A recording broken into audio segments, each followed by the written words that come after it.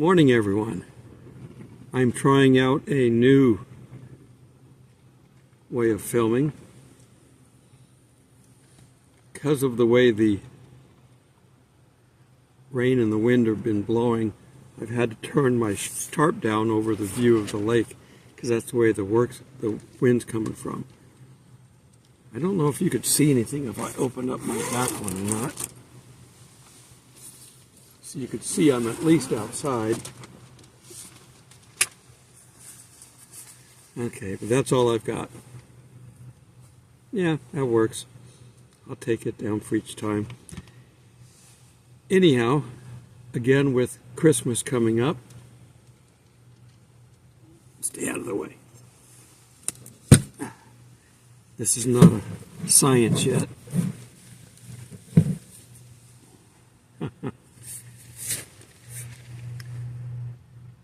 I have these blackout drapes on here, not to black out the light because I don't mind the light coming in, but it's to keep the cold out. It's another layer.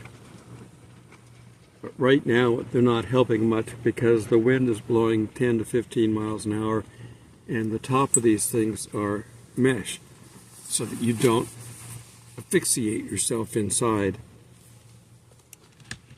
because it's been done and I knew of someone who did. Any case, let's get into the Christmas spirit here, the story of Christmas. Now, I'm going to cover the Christmas story itself. Between Luke and Matthew, you've got that. John and Mark don't talk about Jesus as a baby.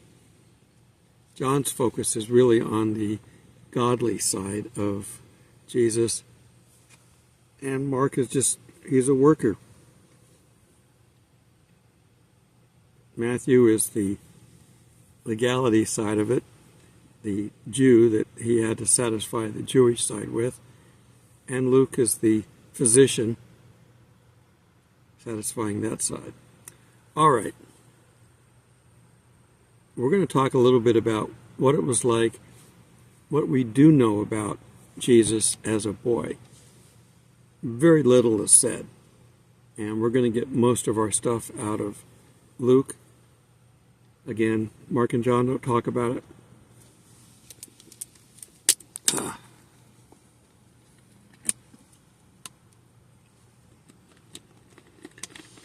This has got to last me until I get done with this. They're over there, but I'd have to get up. Oh, and here we have... come on, baby kitty.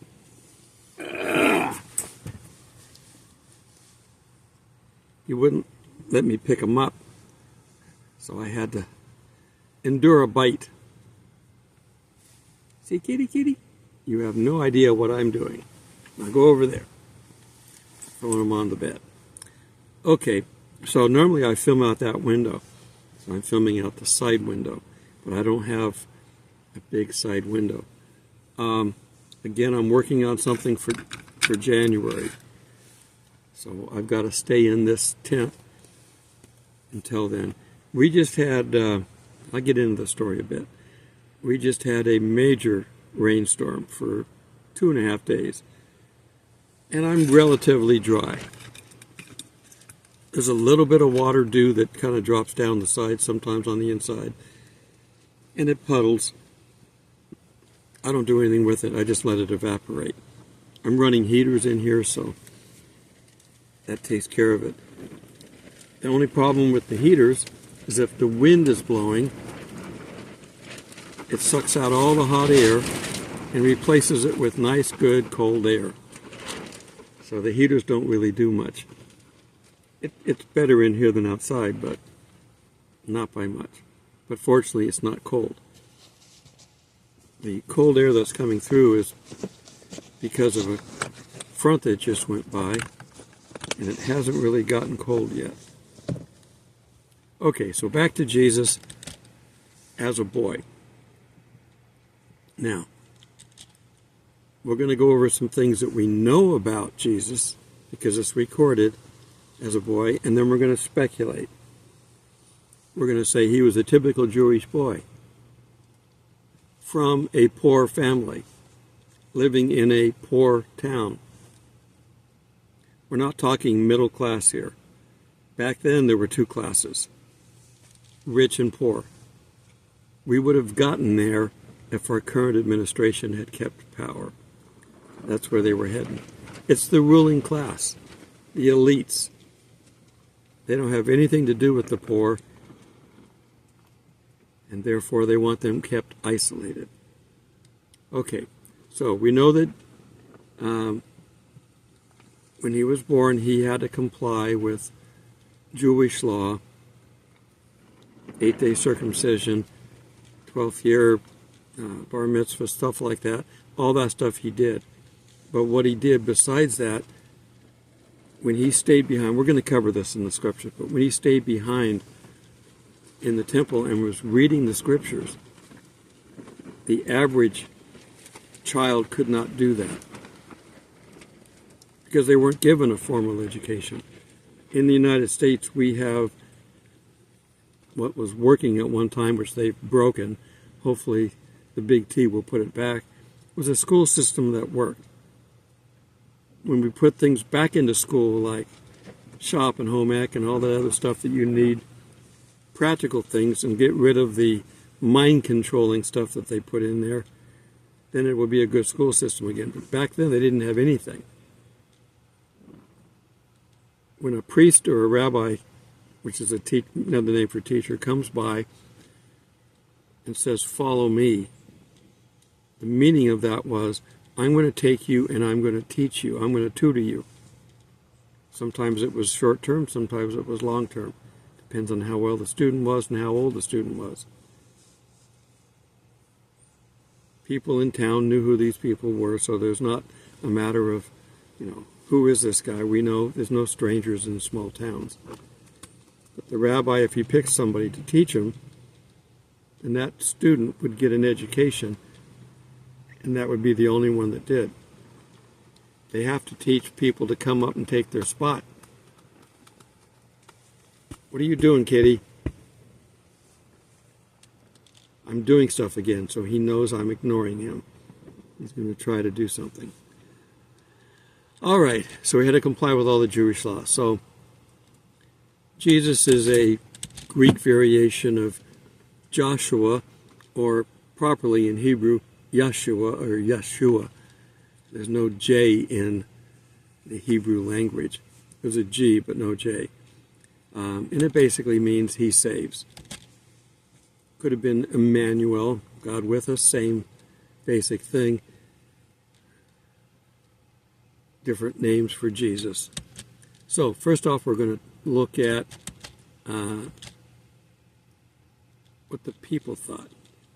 Matthew 13:53. And it came to pass when Jesus had finished these parables, he departed thence. If you want to go back and see what he was teaching, you can go back and look. And coming into his own country, he taught them in their synagogue. He went home and was teaching in their synagogue, insomuch that they were astonished and said, "Whence has this man this wisdom and these mighty works?" What did he do? I don't know.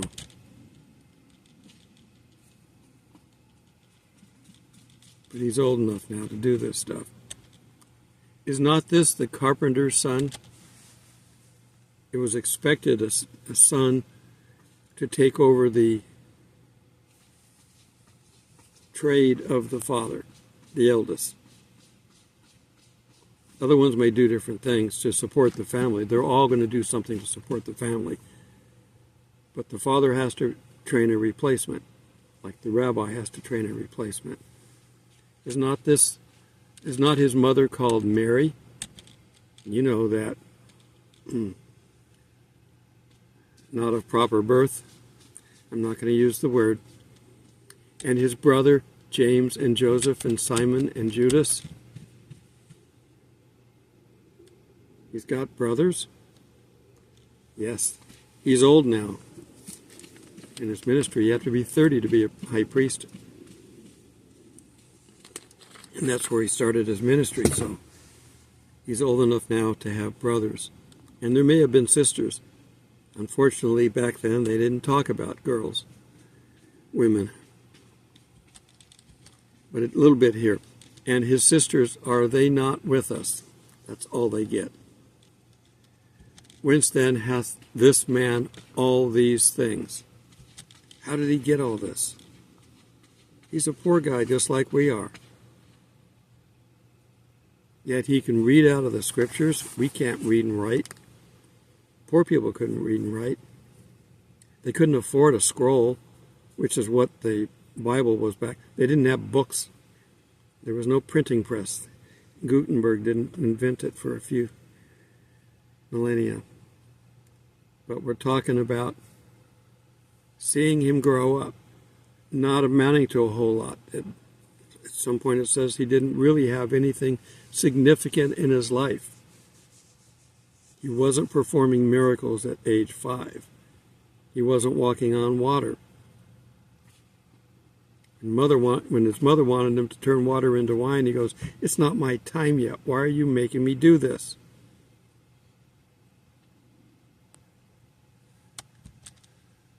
Luke 2:21. And when 8 days were fulfilled for circumcising him, his name was called Jesus, which is so called by the angel before he was conceived in the womb. Got a couple of names, like I said, but that's the name he's blessed with, if you will. And when the days of their purification, according to the law of Moses, were fulfilled, they brought him up to Jerusalem to present him to the Lord, following the laws. As is written in the law of the Lord, every male that openeth the womb shall be called holy, and to offer a sacrifice according to that which is said in the law of the Lord. For their income level, a pair of turtle doves or 2 young pigeons. I don't know how they catch them. Somebody else may catch them, and they might have bought them. Remember, they had the money changers, and you could get up there and buy your lamb or buy whatever you needed to sacrifice. They'd have the people there to do that. Continuing on in Luke 2:39, and when they had accomplished all these things that were according to the law of the Lord, they returned to Galilee. So they were living to their own city of Nazareth. He's a Nazarene. Luke 2:40. Again, we're reading stuff that we know about Jesus as a child.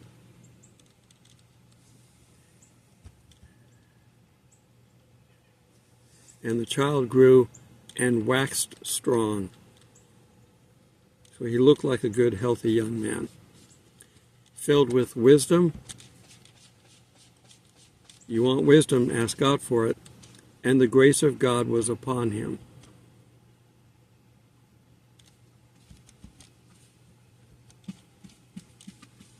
Luke 2:41. And his parents went every year to Jerusalem at the feast of the Passover. Again, Jewish law. They want you in Jerusalem if you can be there for all the feast days. If you can't make it, this one's the big one. And when he was 12 years old, they went up after the custom of the feast, and when they had fulfilled these days, as they were returning, the boy Jesus tarried behind in Jerusalem, and his parents knew it not. But supposing him to be in the company, they never travel alone. Families would go together. It's not that far, but it's still far enough. And they sought for him among his kinfolks and acquaintances. And when they had found him not, they returned to Jerusalem. They got about a day's walk away from Jerusalem. They walked. People couldn't afford. They're making $20 a week, and they've got to be able to afford a $200 or $300 donkey or camel or something. No. And it came to pass after 3 days, they found him in the temple. they looked for 3 days. Now, I'm not going to say that nobody ever took bad care of children or people or anything and kidnapped and stuff. They did, but it was very rare. And again, everybody knew everybody. But Jerusalem was a conglomeration of people coming from all over, from different countries. So there could have been strangers in town that they didn't know about. And they found him in the temple, sitting in the midst of the teachers, both hearing them and asking them questions. And all that heard him were amazed at his understanding and his answers. Adults asking Jesus questions at 12. And when they saw him, they were astonished, and his mother said unto him, Son, why hast thou dealt with us thus? Behold, thy father and I sought thee sorrowing. I don't know why he'd do this, but he's now of age. But he should have said something. But we wouldn't have this story if he did. So I don't know. How is it that you sought me? Know you not that I must be in my Father's house? Father's house being the temple, the synagogue. Wherever they're at, he's going to be where the religious leaders are. And this part I don't understand, and it said they understood not the saying which he spoke unto them. I don't understand that. In his Father's house, surely Mary knows who his father truly is. That was not Joseph's house. So I'm not sure. It just wasn't revealed to them and they didn't figure it out. And he went down with them and came to Nazareth, and he was subject unto them, which is what he's supposed to be. And his mother kept all these things in her heart. That's what I'm saying. Mary knew all this stuff and kept it close to her. She had all the stuff in her mind and heart that came from the angels, from the dreams, everything. She knows all that. And her and Elizabeth talked. Elizabeth is her kin. Surely they talked about this stuff. I don't know. We get to have some history lessons taught to us either instantly when we get to heaven, or I've got a long list of questions. And then finally Luke 2:52, and Jesus advanced in wisdom and stature and in favor with God and men. So that's basically all we know for sure coming out of here. He wasn't important to anybody as a child growing up. They didn't document his life. We have the religious historians. They didn't document it. He wasn't important. He was a kid growing up, a normal kid growing up. Now, did they play games? Probably. Did they run around, get dirty? Probably. But we have to assume this. We don't know. I can't believe that he'd sit there through his childhood acting like an adult, acting like God. I think he had to experience life that we experience. He says he knows all these things because he's already been through them. Everything that we have, he's gone through. The temptation, the pleasure, the joy, the happiness of being in a loving family. He knows all that. And it was a big family.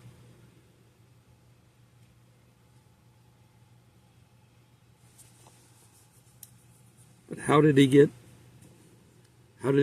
educated? We don't know. It doesn't say. Somebody had to take him under his wing to teach him. Now, did God teach him? He has to have a Bible to read. Scrolls back then, but he has to have it. And you'd have a scroll per book. They didn't put them all together. They didn't have a scroll Bible. You'd carry out this scroll if you wanted to read Isaiah. You'd carry out this scroll if you wanted to read Genesis.